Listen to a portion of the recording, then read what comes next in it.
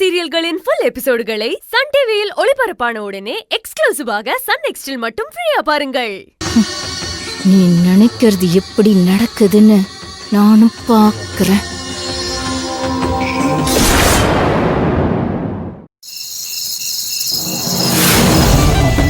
என்ன துர்கா, எதுக்காக எங்களை வர சொன்ன?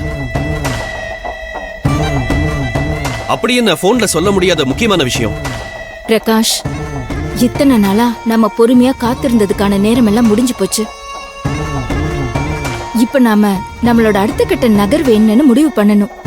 அந்த அர்ஜுன் கதையும் முடிக்கணும். அந்த அர்ஜுனை கொல்றதுக்கு தடையா இருந்ததாலையும் அர்ஜுனை நீங்க தான் கொன்னீங்கன்னு யாருக்கும் சந்தேகம் வந்துட கூடாதுங்கிறதுக்காகவும் அந்த மலரையும் பார்வதியும் நாம நினைச்ச மாதிரி இரு துருவங்களா பிரிச்சு எதிரிங்களாக்கணும்.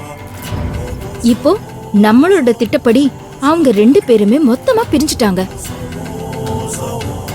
இதுக்கப்புறம் அவங்க 2 பேரும் ஒண்ணு சேரத்துக்கு வாய்ப்பே கிடையாது. ஏன்னா அந்த அளவுக்கு மலர் மேல பார்வதி பகையோடையும் பழி வாங்குற வெறியோடையும் இருக்கா. அப்படியே அவங்க ஒண்ணு சேரணும்னு நினைச்சா கூட அந்த செண்பகவள்ளி விட மாட்டாங்க.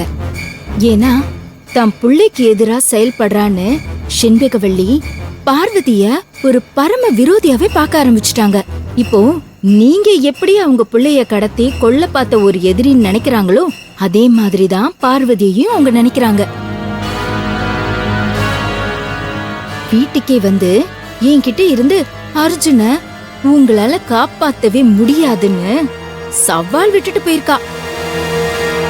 அதனால அர்ஜுனுக்கு எது நடந்தாலும் பார்வதி மேலதான் சந்தேகம் வரும்.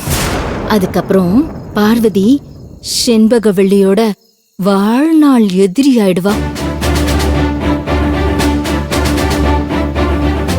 சோ இதுதான் நமக்கு கிடைச்ச சரியான சான்ஸ்.